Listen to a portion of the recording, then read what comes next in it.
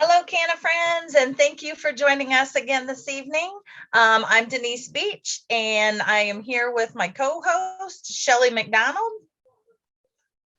and Neil Smith. Hey. And Angel, someday we need to get some canned, yay, for them because they're truly amazing. I appreciate you guys taking your time being here with us tonight.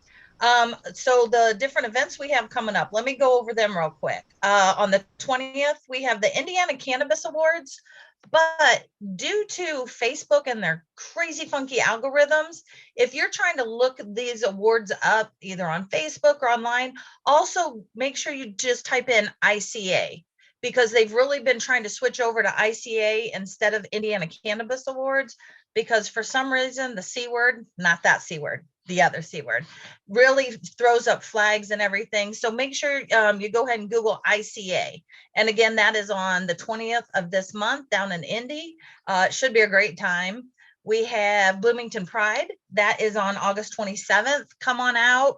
You guys all remember Brian Campbell. He's been on our show a couple times. He'll be there. You can meet him. A couple of our other board members will be out there. Come on by, say hi. We have, this is a new one. You guys haven't heard about this one. It's going to be so much fun. It is September 24th. Yes, September 24th, not August. So it's a little bit away. You got time to plan and get sitters or bring the kids, whatever. We're having a Harvest Fest, and it is at the American Legion Post 34. And that is down in Indianapolis. If any of you guys were down there at our 420 event, it's at the same place. And I didn't get to go, but I saw the videos. It looked amazing. I'm really going to try to get down there for this Harvest Fest. But again, that is September 24th. The upcoming episodes we have on the Hoosier Cannabis Times. We have Marijuana in the Media coming up on the 16th. And we're going to go over all those weird, funky algorithms at Facebook, why you're not seeing more on the news about everything happening federally, why Neil's where you get all the breaking, cutting edge marijuana news. We got that one coming up on the 16th and the 30th. We are going to have the chairman of the Indiana Cannabis Chamber of Commerce. That is a new organization that was just formed here in Indiana. And you'll be able to learn all about that. It's super exciting how it's kind of bringing us all together. And we've also lined up Shelly Yoder, and she is going to be on September 7th. And that is it's kind of a special edition for us. It's a crossover episode from our Hoosier Cannabis Times to our cannabis conversations with the candidates, but she's going to let us know what's going on in the summer session. Real quick, I don't know if you guys remember, this is a short year for our legislatures, and so they're doing a summer session. And hopefully, we've been told through the grapevine that they are going to discuss cannabis in one way, shape, or form. So hopefully she'll be able to give us some insight onto that. And as promised, Neil has news for us. So Neil, you're on. Hi, thank you, Denise, and hello, everybody. Hope everybody's doing well. A lot going on since we were last here, so I'll get right into it. Prayers for our brothers and sisters in Kentucky who are suffering from severe flooding. Your Democrat Governor, Andy Beshear, is working to get you through this and to approve medical cannabis to help you treat your injuries. Another bill to reform cannabis laws is on the way to the U.S. Senate. The Cannabidiol and Marijuana Research Expansion Act from Senators Dianne Feinstein, Democrat of California, Brian Schatz, Democrat of Hawaii, and Chuck Grassley, Republican of Iowa, needs to make it through the Senate. President Biden then needs to sign it. The bill is nearly identical to one that was introduced last spring. One weakness of the bill is that it does not have a provision of researchers to use cannabis from state legal dispensaries. The bill is meant to make it easier to research. Shortly after he took office, Marion County prosecutor Democrat Ryan Mears set a policy of not prosecuting those found in possession of less than an ounce of cannabis. Republican Attorney General Todd Rokita sued Mears, trying to establish that the AG could prosecute instead of the prosecutor. That was ruled unconstitutional. But now, Republican Senator Aaron Freeman filed an amendment to Senate Bill 1, that's the anti-abortion bill that the special session is dealing with now. The amendment was that the AG can, in fact, prosecute doctors and women seeking abortions if the county prosecutor refuses to.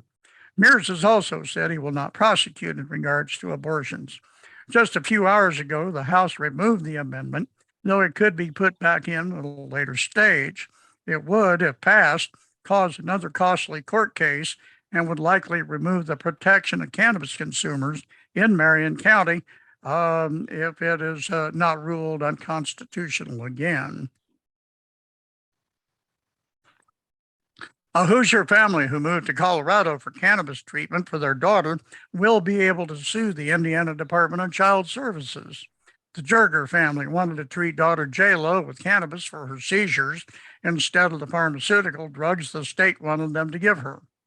The agency demanded a blood test done on Jayla. They threatened to take Jayla if Jergers got an attorney to fight the agency. Mother Leila Jerger said, quote, "We should have the right to make decisions for our children medically, academically. In every way, we should have that right.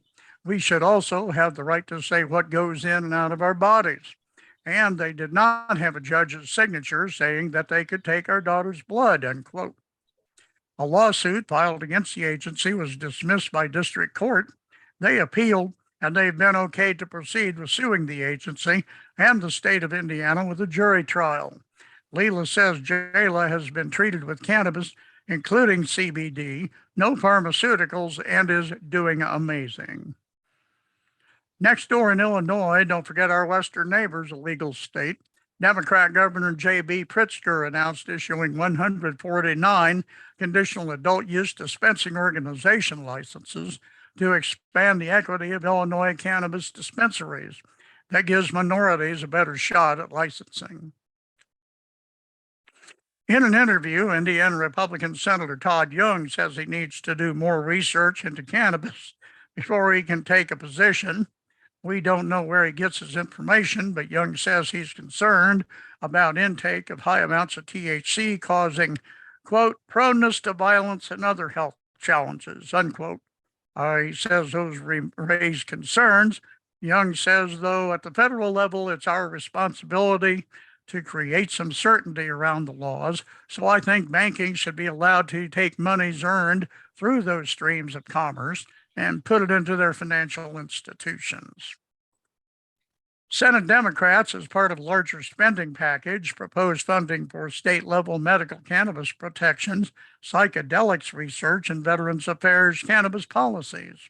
It's the first time the Senate has included language urging research into psychedelics like psilocybin. The legislation does not provide statutory protections for state cannabis programs, rather extends a rider preventing Justice Department money to interfere with state programs. President Biden says he's still going to evaluate further uses of clemency powers when it comes to ending the sentences of federal cannabis prisoners. This is the first time Biden's mentioned that since taking office, and part of a campaign promise. Several progressive Democrats have been critical of Biden's lack of action on cannabis issues. No timetable for accomplishing this has been offered, of course not. In Tennessee, a cannabis themed restaurant plans on opening soon in Nashville. Buds and Brews plans on opening in the Germantown section of Nashville with a menu of American food. Quote, you can get chicken tenders and then you can order some THC ranch, said Mike Solomon, part owner of the restaurant. They use only legal hemp derived THC since Tennessee, like Indiana, is still not a free state. The official grand opening will be August 20th. And finally, in the legal state of New York, their state fair is open to stoners. They're allowing cannabis smoking at the fair. In New York, cannabis smoking is allowed pretty much anywhere tobacco smoking is allowed. At the fair, there are 6 locations smoking is permitted, and tokers will have to share the air with cigarette smokers. It's the second year the fair has allowed cannabis. And that's pretty much all the news we've got. And I look forward to the day when we go to the state fair and there is a cannabis judging contest and who grew the best hemp in the state of Indiana. And you can sit down and enjoy a cold drink and a joint. Absolutely. I'm on board with that. And I kind of like the cannabis ranch. That sounds delicious. I prefer blue cheese, but hey, whatever. We can make cannabis blue cheese.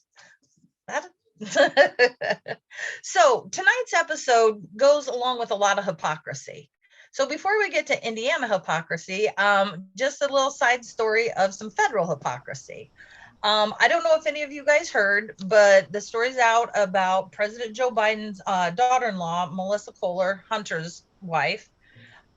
She reportedly shopped at 99 High Tide in Malibu, California, which is a dispensary, with a small unidentified purchase, whatever that may be, which, hey, good for you. I love to see that. And advocates that high on the spectrum doing it. But the problem is the federally funded Secret Service that has to accompany her everywhere she goes. We are paying for them to go into this dispensary that Sleepy Joe has flipped on his campaign promises to decriminalize cannabis over and over again. It kills me. It just kills me. But we won't go into that. Talk to your daddy. Yes. So let's not dig into that too deep. Let's go ahead and introduce our guest for this evening. We have retired Air Force captain and trauma nurse Jason Straw and his wife, RN, and former trauma nurse also, Shelly Straw. They are going to be here tonight to tell you how she was not able to obtain a federally legal, doctor-prescribed pharmaceutical in an Indiana hospital and got the runaround in also in an Indiana pharmacy. Before we jump into them, though, I do want to let everyone know, and all my friends in the natural health community have heard that, can probably say it in your sleep, and I'm sure the medical community as well. The information provided on our podcast should not be used for diagnosing or treating a health problem or disease. Those that are seeking personal medical advice should consult with a licensed physician. Always seek the advice of your doctor or other qualified health provider regarding a medical condition. Did everybody hear that? Okay. And teach them if necessary. And teach them if necessary. Educate, help educate. So with that said, I do want to ask, so Shelly, you are a medical cannabis patient when in Michigan, but recently you were in Indiana that does not recognize your card holder status, but you are prescribed Marinol. Tell us what happened. Yes, I am. I've actually been prescribed this medication for 4.5 or 5 years, so it wasn't new to me. But my prescription was expired at the current time because I live in Michigan and I have full plant. And of course, I would rather have full plant than the synthetic pharmaceutical kind. But this does work for me in a crisis. So basically I'm prescribed it in Indiana for cycloid vomiting, and also Michigan. So 2 states. So there shouldn't have been a problem. And I went into the hospital Memorial Day weekend. It was actually that Saturday. And I had nausea and vomiting, which, you know, I knew they really weren't going to get stopped without my medication. But they wanted to keep me as observation patient because my labs were a little off because I'd been vomiting all day. And so I was going to get a little bit of potassium. Well, this went on, and I kept asking for the medication, and I kept being denied the medication until I got to the point on Monday, by Monday, which was a holiday, the Memorial Day weekend. I woke up and I had critical labs, and I had already gotten IV potassium 5 times because I had vomited so much. Wow.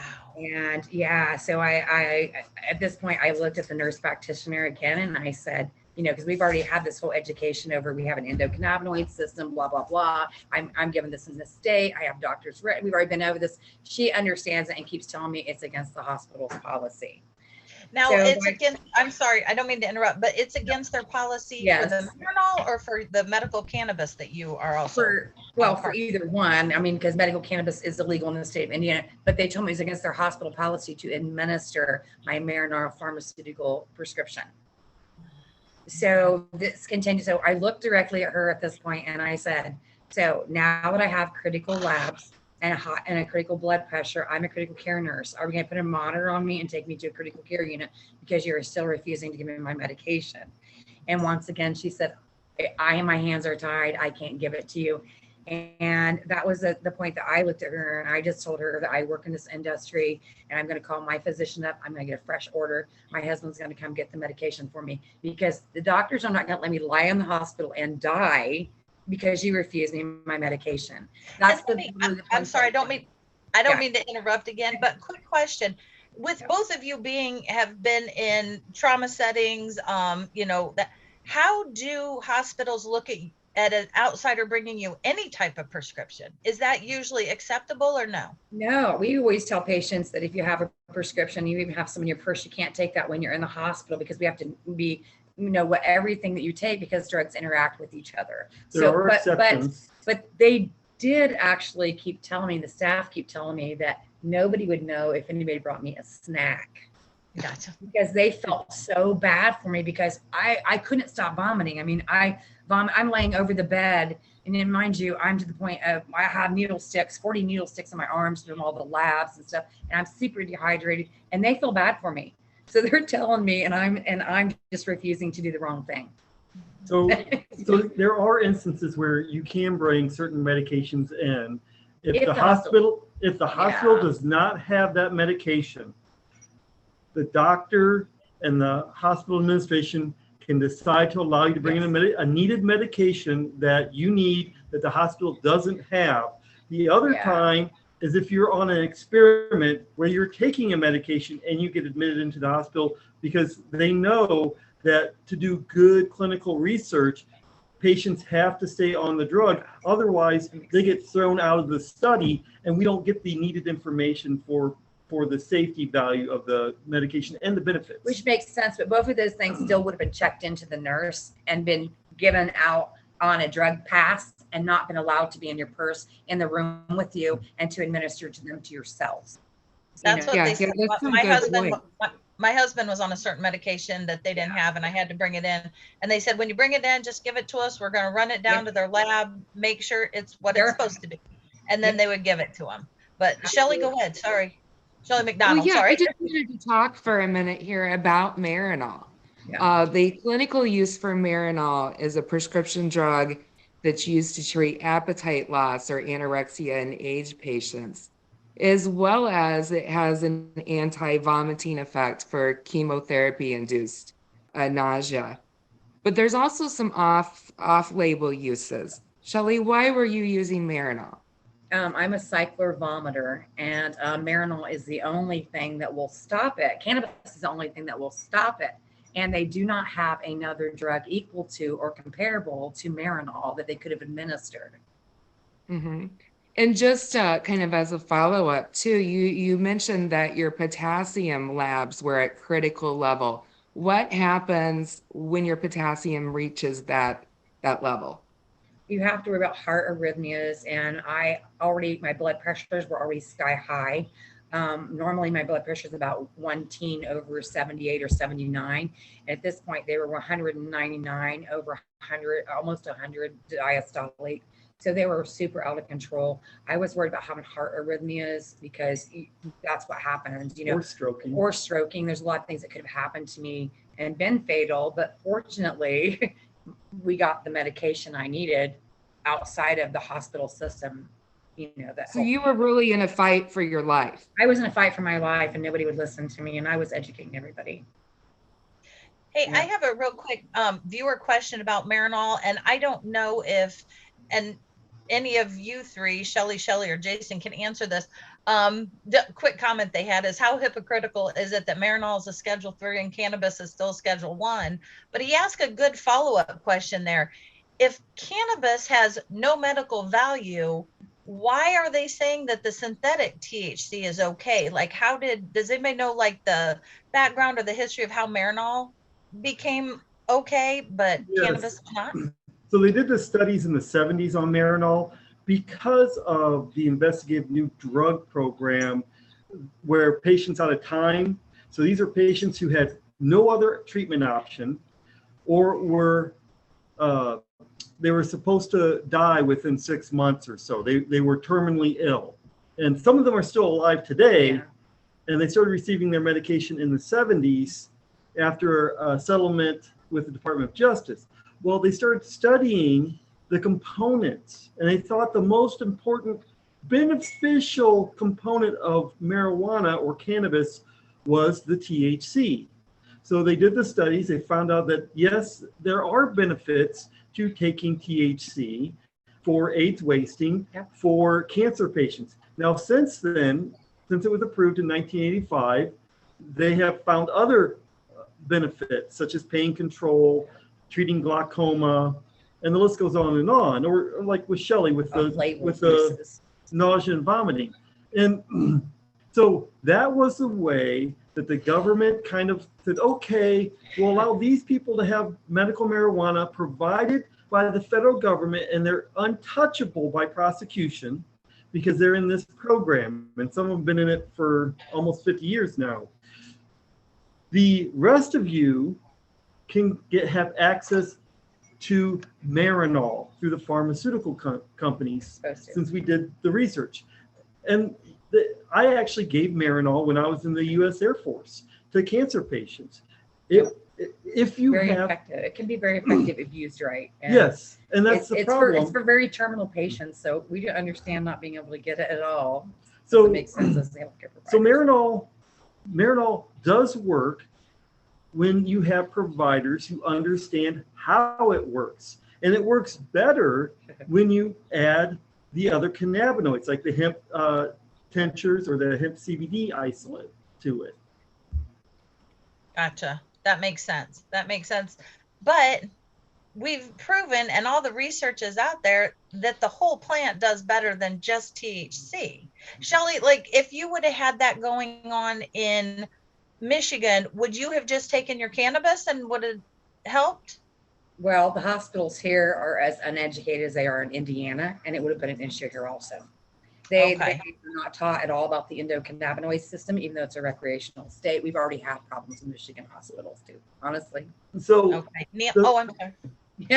So the thing is, it's unbelievable. Shelly, when she's here in Michigan, uses cannabis and it helps. The problem is once you get to a certain point, you need IV fluids and IV potassium to bring you back up, to stabilize you, because it's cyclic. And even though she has the cannabis flower, it doesn't always take care of everything because you can treat it, but you need fluids the last time. But on a day-to-day basis, my cyclic vomiting is controlled by cannabis. But what happened was I had an infection. You can treat it, but you need fluids the last time. But on a day-to-day basis, my cyclic vomiting I'm not saying all emergent drugs aren't great. But what happened was,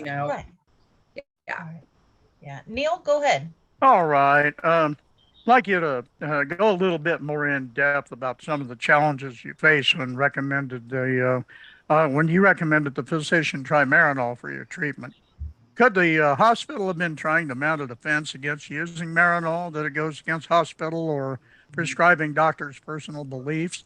Do you think some misinformed medical personnel might be trying that approach? Well, the nurse practitioner did actually know about the endocannabinoid system and one other healthcare professional in the hospital.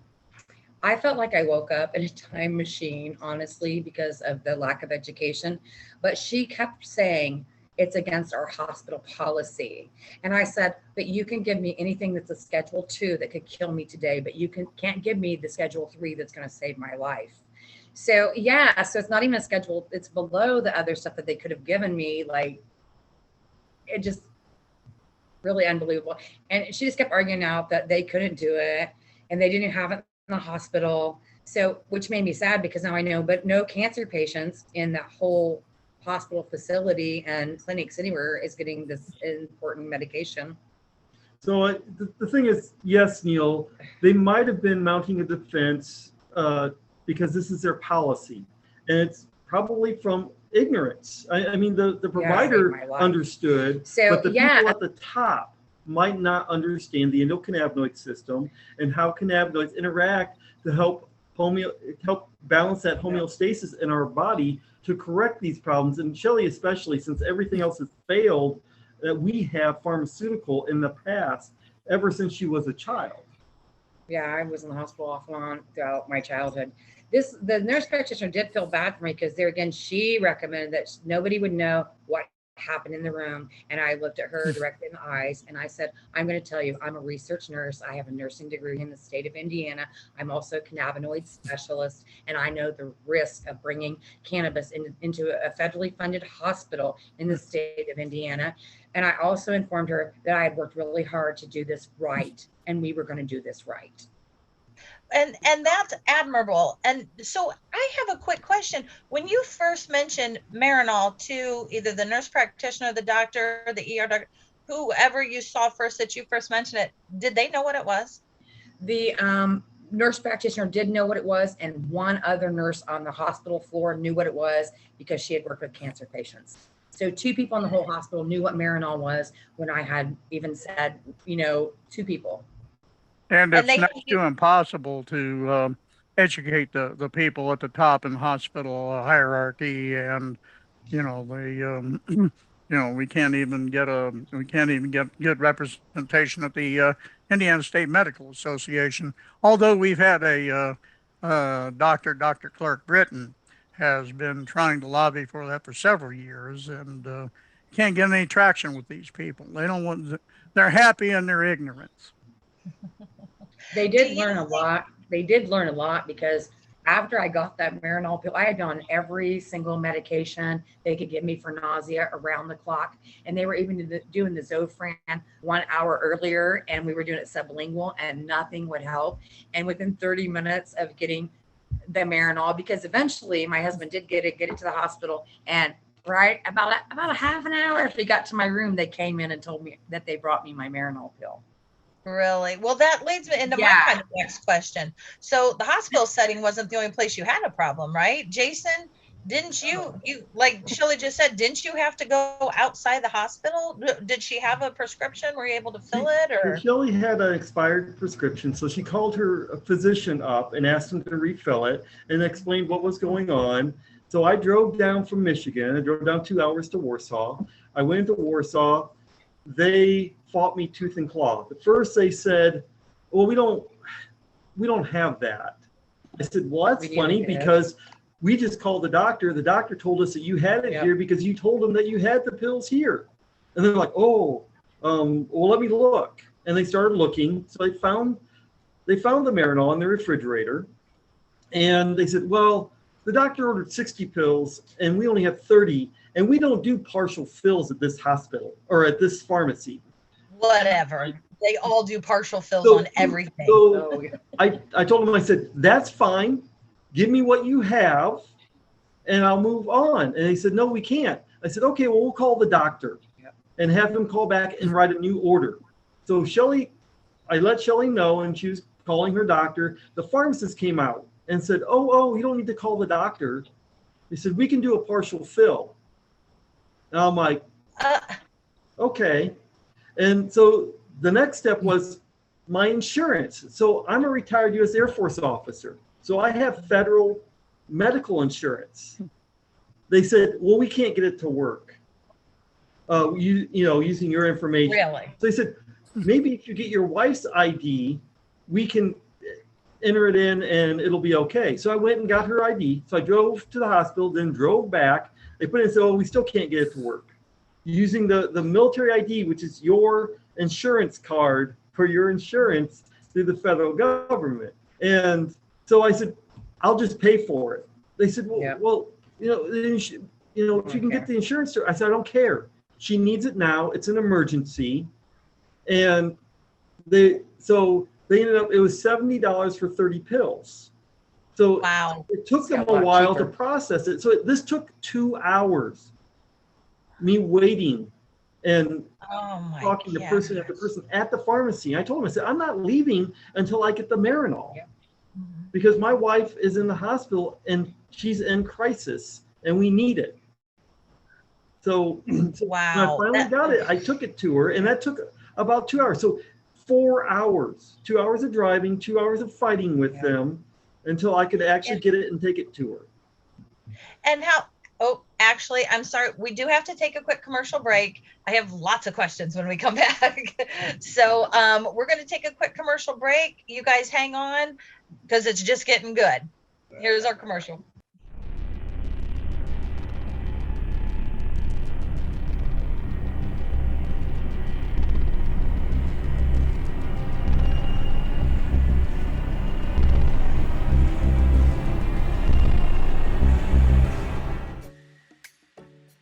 Hometown CBD in Plainfield with a great variety of Delta 8 and CBD edibles, Delta 8 THC cartridges, and CBD oils. Hometown CBD, your source for high-quality CBD products you can trust in the greater Plainfield area.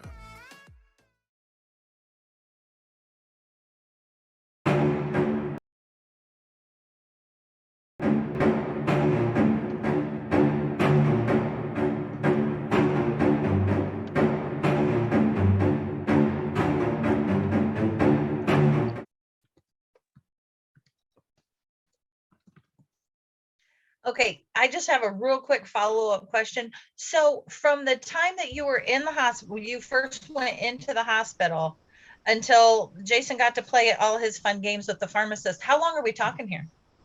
I got in on Saturday night, and by the time he got the medication, it was Tuesday. No, we got on Monday. We got on Monday, which is Memorial Day. So it was. And you have been throwing up, magnesium's dropping, potassium's dropping, everything's dropping like crazy at this point. I can't stop throwing up. I can't stop throwing up. I'm literally laying across the bed. You know, I felt horrible. I hadn't showered. I had needle sticks all over my arms. I felt like I'd been through a war. Wow. Yeah, it was horrific looking at her arms and seeing Shelly like this when we knew what would help her. I begged him. Yeah. I educated him and begged him. Yes. Oh my God. Well, and especially being Memorial Day weekend, on the weekend, you're not going to be able to get a hold of your doctor. That's what they thought. That's what they thought, that I wasn't going to be able to get a hold of my doctor. But I'm a specialist and I work with a lot of physicians in this industry, and they're not going to let me lay here in this hospital and die because I help them with their medicine. So you know, so they didn't think, it was very lucky that we were able to get it on the holiday. Well, and that's true. We work with a physician and a pharmacy out in California. Shelly works with a cannabis genetics company, and we've been picked to work with Michigan University anesthesiology department on cannabinoids. So Shelly and I have a lot of connections that a lot of people don't have. They just can't call up their doctor. Which if I hadn't been me, what would have happened? You know, I was almost to the point of calling an ambulance from another hospital to come and get me. That's seriously my next thought was, what can I do? My potassium's really low. I can't leave here. You know, do I call an ambulance? What do I do to save my life in this hospital? And thank goodness he got the medicine. And they told me that 911. they told me that they would not. How would that 911? Yeah. I was just going to say, how would that 911 call? Hey, can you come get me? I'm at the hospital. This hospital I need sucks. to go to a better hospital. They won't give me my cannabis med and I'm going to die in here. I don't know. I would have probably just begged, come get me somebody, because, you know, to repeatedly just keep doing the same things that aren't working, and a patient's telling you, I know what's going to work for me.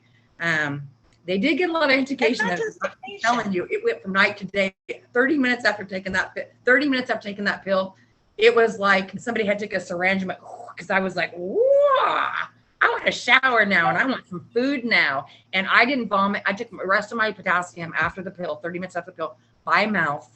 I took a shower. I walked the unit. I ate as much food as they would possibly let me have because then I knew I could eat. I was starving. It'd been 3 days. You know, it was just unbelievable. One of the nurses said, she looks so happy. And I said, that's our anandamide. That's what our future blood draw will probably be for our system. You're designed to be happy. Look. It was weird for them. It was really weird. They said we educated the whole hospital because we stood our ground and pretty much got tortured. Well, and Shelly, after Shelly had the Marinol, that's where the proof in the pudding was. Yep. Because it was like night and day. The next morning she left. Yep. Her potassiums were going up, her blood pressure came down, she had no more nausea. Everything was normal. I felt totally normal 30 minutes after getting that medication.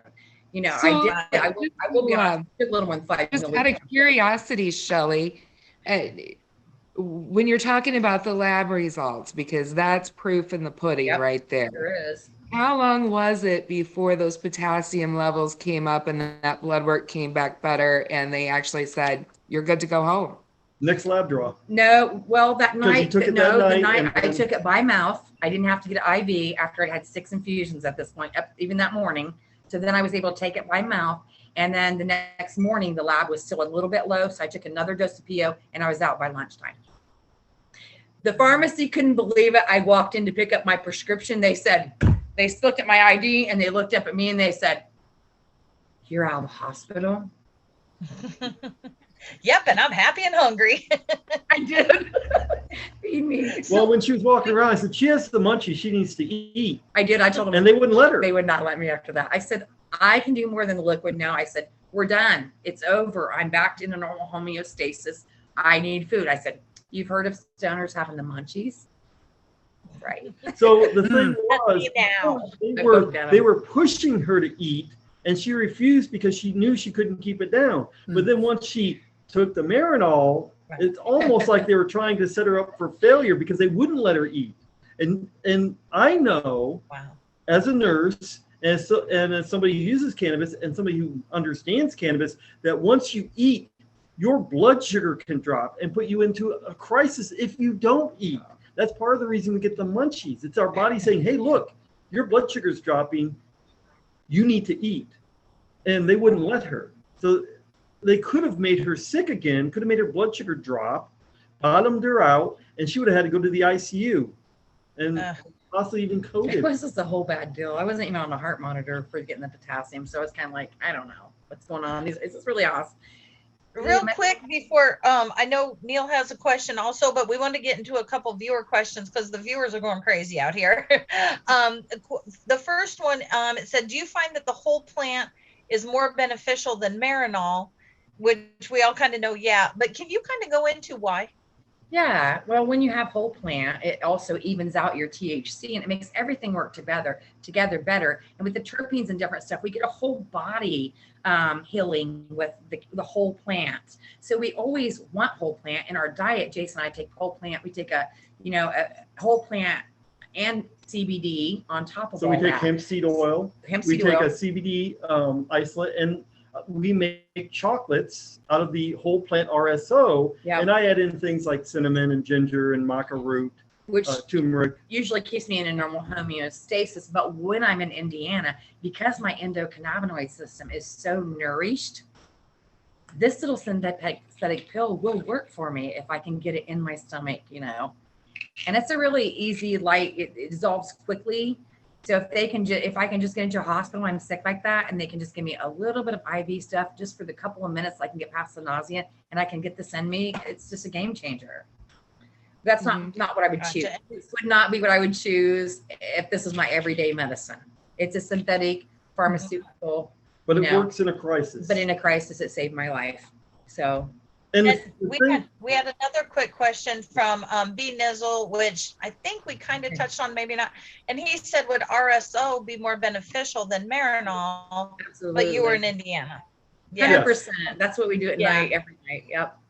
Yeah, unfortunately, B. Nizzle, she was in Indiana and it is illegal. And both Jason and Shelly are very adamant that they are professionals. They're going to follow the law. So they couldn't take the RSO in Indiana, unfortunately. The hospital would have rather her die than to give her Marinol, basically. Mm-hmm. Well, and there's So, I something Neil. was, which has worked for Shelly and myself if we're in for sleep Indiana. and things while we're in Indiana, so we can stay legal.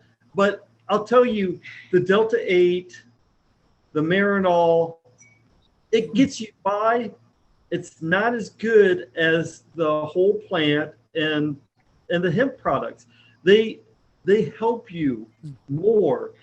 The only times I have migraines is when I'm in Indiana and I can't get our RSO to treat my symptoms. If all I have is Delta 8 and hemp CBD, then I can go a while, but I have to come back to Michigan. Otherwise, I'm sick.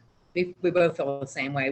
We do not feel as good in Indiana using things that we have to use rather than getting the whole plant. I've always been a professional hell raiser. You know, I have no license. And when I had my hip replaced, you damn well better believe I had RSO and several gummies. And, you know, I didn't want their damn morphine.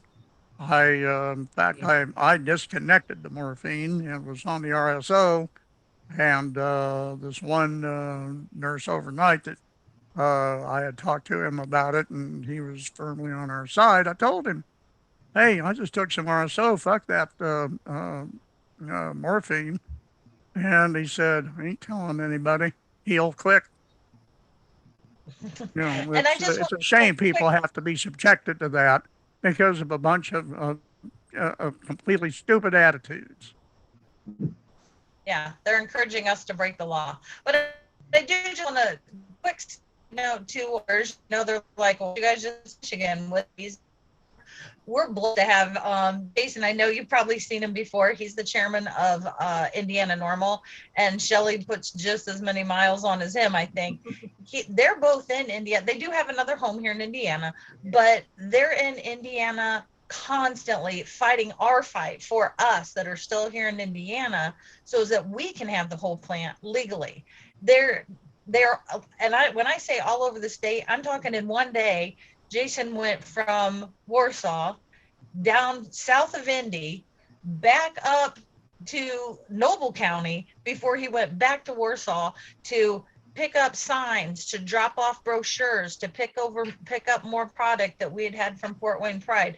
So yeah, it would be a lot easier for them to just stay in Michigan and have their medicine up there. But luckily for us, they are down here working for us and putting their boots to the ground. And thank you both so much for that. I just want to tell our viewers out there that we appreciate everything you guys are doing for us. You're welcome. That's what a good chairperson does. Everybody we love is in Indiana. Right. It's hard for us not to. You know, everybody we love is in Indiana. And a lot of people come to Jason and I for a lot of medical help.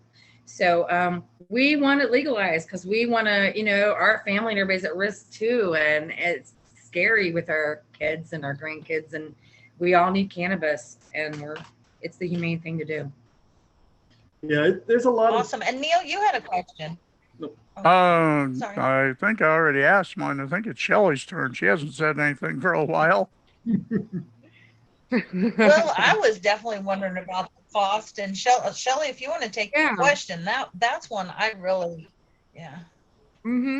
What is the normal cost of Marinol, and does your insurance cover it? I know you kind of hit on the pharmacy deal just a little bit, but kind of how does that work? So I'll take this question because I dealt with the pharmacy. So when I first went there, 30 pills was $70 if you have no insurance. That's $140 for your 60 pills for the month. So it's dropped a lot because it used to be like $750, $1,000 for a month. So the price has come down. Now, back in February of this year, there was a appellate court decision on the West Coast that insurance companies have to pay for off-label use. And this is a case about Marinol, but they applied it to all medications. So if your doctor prescribes you something and you're on insurance, the insurance must pay for that off-use label. So luckily, the federal insurance for a month worth of Marinol, the copay is $10. That's beautiful. It's and I love that they had a ruling in February of this year which solidifies that the federal government and these insurance programs must provide coverage. That's great. So do you have any advice for medical cannabis card holders that are traveling through an illegal state, if they might have to seek health care? It's tough. I mean, in their case, they'd have to sneak something in the room. And I hate to say that. I mean, I don't know if you're not prescribed this ahead. It's their CBD, which we did take CBD that day too. Let me verify with the Marinol pill once we were able to get something down. It was both together. So yes, I would recommend, if possible, check and make sure that the hemp CBD or whatever hemp products are available, have those with you because they are beneficial. They help some people more than others because of the condition. There is a great value to Marinol or THC in the marijuana plant to add on. So they can ask for Marinol and see if they can get it. We've actually called a whole bunch of hospital systems, and Parkview in Indiana did say that if a physician felt that it was going to be beneficial or useful to the patient, that they would allow Marinol to be prescribed and given in their hospital system. Unlike the other hospitals that we've reached out to who haven't responded or refused to give it. And we've reached out to several hospitals because like you're asking that question, it is important that I know where I can go in the state of Indiana if I were to get in an accident or to get sick. And so far there's one hospital that's the system that has answered me back and said, yes, I'll give you your med. So when you go on vacation, if you're traveling through an illegal state, make sure first that you have the hemp products that you're able to have and use that might be able to benefit you, and try them out in your legal state too, if you're allowed to. Then you'll have to call around to the hospitals that are close to where you're going to be staying to see if they will allow Marinol or other products to be given while you're in the hospital that are cannabis related. But they may not answer you. You haven't answered. And please. And you guys emailed, we've called, we've been sent from department to department. Most of them don't even know when I say, can I see your policy? Like there has to be a policy somewhere in the hospital, I would think. I mean, I thought it worked. Well, it does work. You guys said that you said Parkview is the one that got back with you and said if their doctor said okay. And the other one did not get back with you Several at all, correct? Well, some of them got back with us and they told us they didn't know what the policy was. And they sent us from department to department. And then finally they said, well, we're going to have the head pharmacist call you. And they never did. No. They said, because nobody knew what the policy on Marinol was. And if you're coming into Indiana and you decide to bring, the better medicine, which is illegal here, please drive carefully. Follow every driving law. Drive, defensively. Do all that. Don't give them a reason to pull you over. Check your lights. So what we say, check your lights, and that little light, even on the license plate, they got me once for that. Yep. Okay, so I had a quick follow-up question. You said it was 60 Marinol tablets. Cash would be what, 170? 140. It was $70 for half so if you double that, it's $140 cash for a month's supply, 60 pills.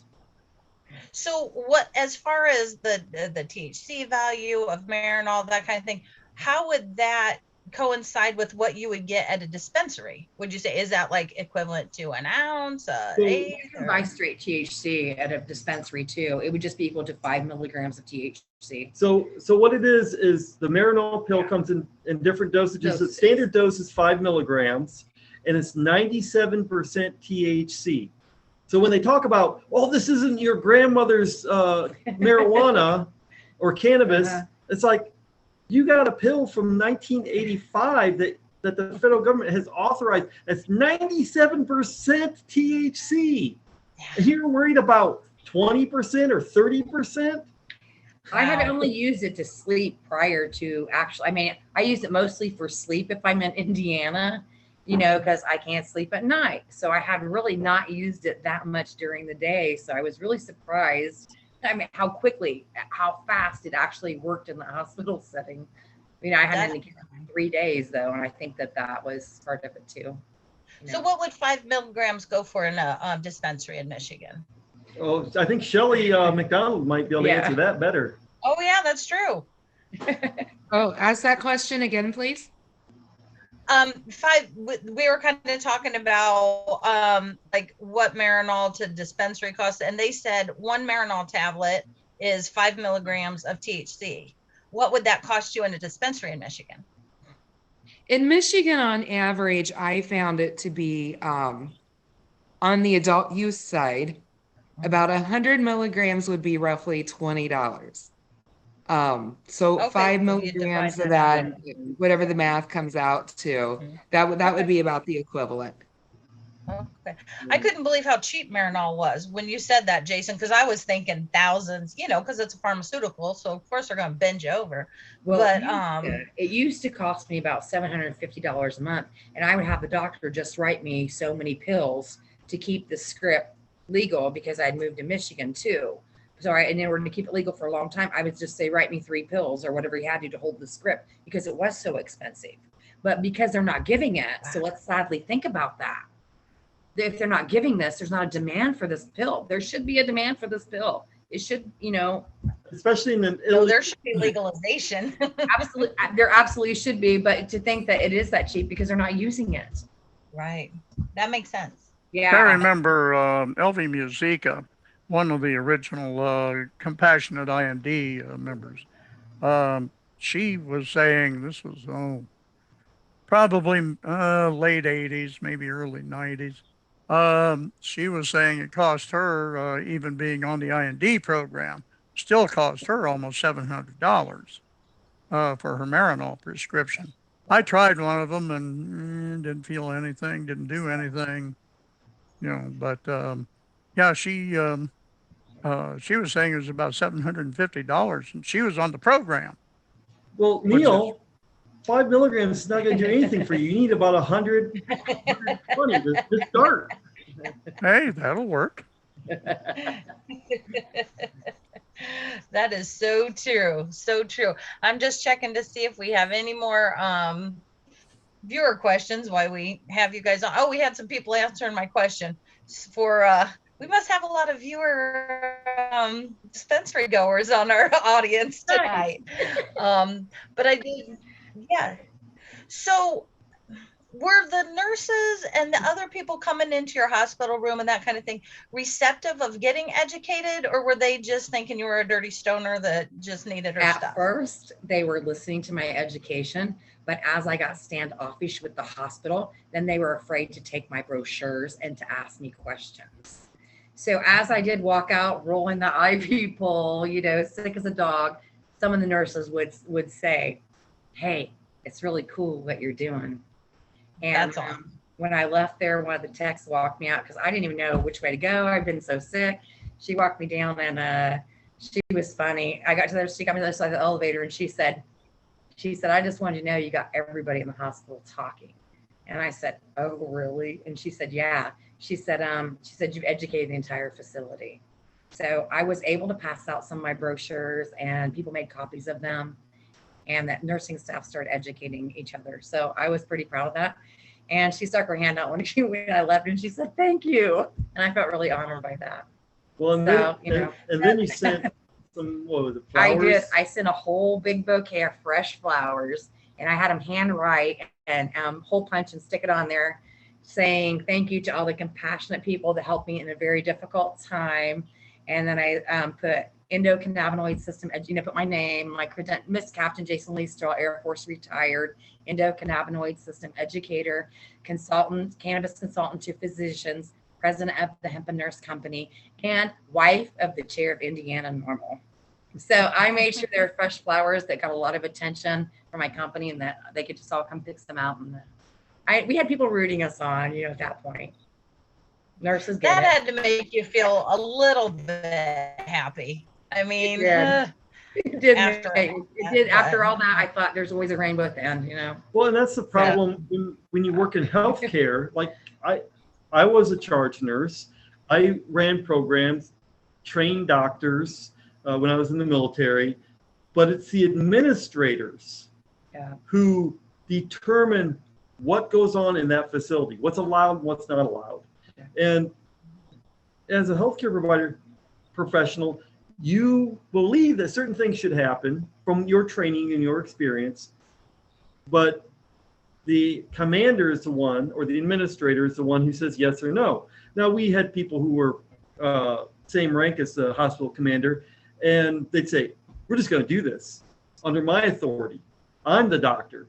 They're not the doctor. But when you have CEOs that are making the decisions, CEOs and insurance companies making decisions for the patients anymore, you know, just and that's what's going on. The CEO, we So did write Shelly, nobody wrote it. Shelly, here's what you do. You send them, the CEOs, a whole rose plant, because it'll continue to grow, and they'll see how much a whole plant does so much better than one flower. They got with the same credentials, because they definitely got my brochures. I mean, the lady came rounding. You know, I was already PO'd at that time because I was getting a release, and I already knew I was getting out of here now. And she was like, "How was your hospital experience?" I said, "Well, you denied my medicine until I was critical. You know, I had to educate your staff because you don't know about an entire system in the human body." And she said, "Well, did you finally get your medicine?" And I said, "Well, yeah, after I was critical, I called an outside physician, and my husband fought for hours to get it to me." So, and she did take my brochures though, after all that, because I was like, I was done after that. I knew I was finally going to get out of there. And because, you know, it's kind of scary to think that you're stuck in a system that's supposed to be helping you, and you can't do anything. You can't give yourself potassium, and you're so sick, and nobody will listen to help you. You know, you're supposed to listen to your patients. Well, and we checked with an attorney to find out what we could do to prevent this in the future. Yeah. And the attorney essentially said, well, in Indiana, the hospitals and the medical providers are virtually untouchable unless you die or like lose a leg or an arm or something like that. So you have to be permanently, irreparably damaged in Indiana to even begin to look at a lawsuit, because they said, well, it's going to cost $20,000, $30,000 just to bring it to the court. So we're not going to bring it to court because we can only get maybe $7,000 or $20,000 out of this because you didn't die. And I wasn't injured enough, is what they said too. I wasn't permanently injured by the experience, even though, you know, it made me have to go and get my arms were burnt up from the potassium. I don't know if you guys have ever gotten IV potassium. But so they just, because I was, like you said, I wasn't killed, they can do it. So, which is sad in itself that you have to be, you weren't hurt bad enough. No, well, we're close to the hour, so we're going to wrap it up. But Jason and Shelly, thank you so much. Shelly McDonald, she did so much hard work on this episode. We really appreciate it. Neil, your insight, your news, everything. Thank you again. And You're just welcome. wanted to say, yes, Marty Shelper is one of our viewers, and she gave us a little reminder today, unfortunately, is the 87th anniversary of the Marijuana Tax Act, which started prohibition. So we all smoke one up for that little anniversary today. And it Marty, has to be in the week that we celebrate Jerry Garcia. There you go. Damn. That's irritating. But Marty, thank you for reminding us of that. And I just wanted to real quick go over our upcoming events again. The 20th is the ICA, the Indiana Cannabis Awards in Indy. The 27th of this month is Bloomington Pride. September 24th, our Harvest Fest down at the American Legion Post, which is going to be awesome. Our upcoming episodes, I forgot, on September 6th, we're having Mike Weiss on. The comedian. Yes, believe it or not, he has actually agreed to come on our show. We are so excited. So make sure you tune in on the 6th, also on top of the 16th, the 30th, and September 7th. But the day before the 7th, September 6th, is when we're having Mike Wise on. So that's pretty exciting. Anyway, thank you all for staying with us, and have a great night.